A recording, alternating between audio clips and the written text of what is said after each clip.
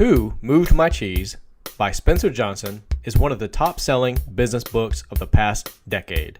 It's a charming and entertaining book that uses a fable to show how to handle change, which can be stressful in work and life. In the book's foreword, management expert Ken Blanchard says, "Cheese is a metaphor for what we want in life, be it a job, a relationship, money, or organizational success. We spend time seeking what we want in the maze. In the book, the maze is a literal one. Our task," he says, "is to learn to change or move with the cheese in a way that helps us get what we really want, especially in these times of rapid change." The book is in 3 sections. 1. A gathering. It's a class reunion about trying to deal with changes in their lives. 2. The actual story of Who Moved My Cheese, which is the fable the people at the reunion read. And 3. The discussion, or a talk about how they are going to use the story in their work and lives. Let's get into the book. We begin with The Gathering. The book begins with a lunch gathering of former classmates in Chicago the day after their high school reunion. All are trying to cope with unexpected changes, and most of them admit they aren't great at handling them.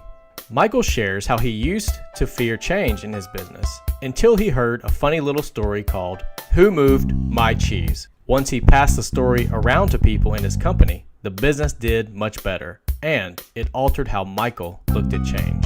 Now, we move into the heart of the book. The story. Who Moved My Cheese? The story features 2 mice named Sniff and Scurry, and 2 little people who are as small as mice named Hem and Haw. Every day they put on jogging suits and running shoes and hit the maze in search of cheese. One day they all find cheese at Cheese Station C. Hem and Haw believed that having cheese makes you happy. Once they found cheese at Cheese Station C, they got very comfortable and expected the cheese to always be there.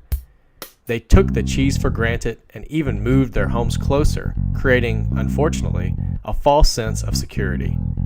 They assumed their hard work in finding the cheese justified an endless supply of it. Sniff and Scurry behaved differently. They followed their instincts and paid attention to small changes. They did not cling to beliefs about how things should be. One morning, when Cheese Station C had no more cheese, they quickly went off in search of new cheese. At the lack of cheese, Hem and Haw freaked out. Happiness, they thought, was connected to finding the cheese where they expected to find it, and they believed that if your cheese is important, you must hold on to it. "Who moved my cheese?" Hem yelled. "This is so unfair."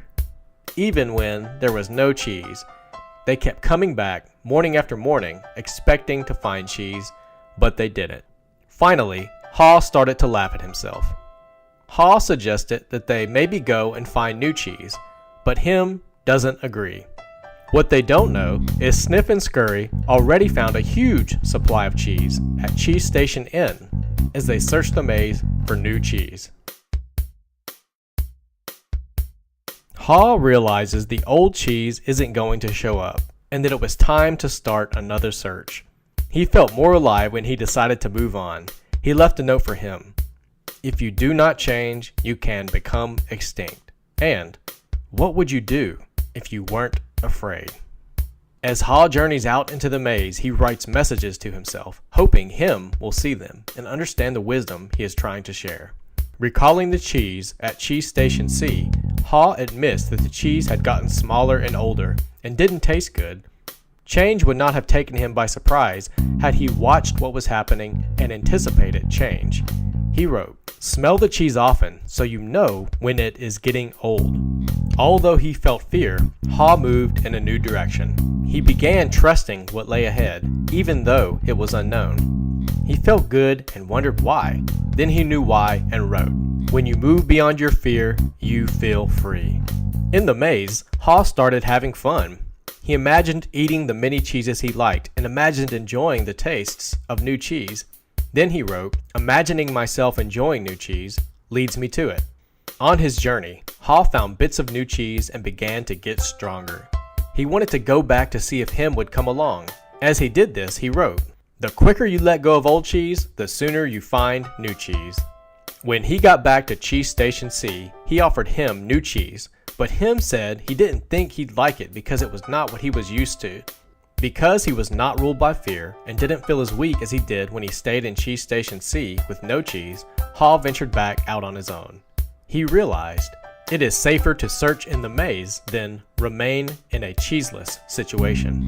Haw realized the fear you let build up in your mind is worse than the situation that actually exists. He'd been so afraid of never finding new cheese that he didn't start looking.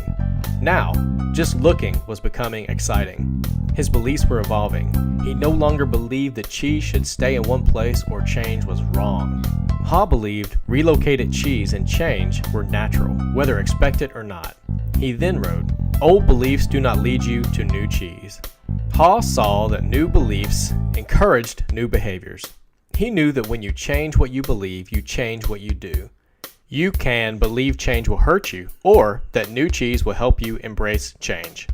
Haw then wrote, "When you see you can find and enjoy new cheese, you change course." By this time, Haw saw if he had embraced change sooner and left Cheese Station C earlier, he'd be in better shape. Finally, he hoped him would read the handwriting on the wall and find his way. Haw wrote, "Noticing small changes early helps you adapt to bigger changes to come." Just as Haw was letting go of the past and adapting to the future, he found new cheese. Cheese Station Inn had piles of cheese of all kinds. Sniff and Scurry were there too. Haw jumped into the new cheese and ate a ton. Finally, Haw summarizes what he has learned and leaves it for him and for the reader. It's called The Handwriting on the Wall. Here it is. And lastly, the discussion. After Michael was done telling the story, him and his classmates agreed to get together and talk about the story as it applied to some of their own experiences in work and life. We at Calibrain invite you to click on the participate button to see some of what these classmates discussed, as well as add your thoughts on how you see yourself in the story of Who Moved My Cheese? Who Moved My Cheese by Spencer Johnson is a fun and enjoyable read that will prepare you to handle change and position you for the reality of continual, ongoing change in your work and life. The book takes less than an hour to read, but its impact and wisdom will last much, much longer. Pick up a copy to get all the details that were not in our review. You will be glad you did. Thanks for watching, and leave us a comment below to let us know what you thought about this book review.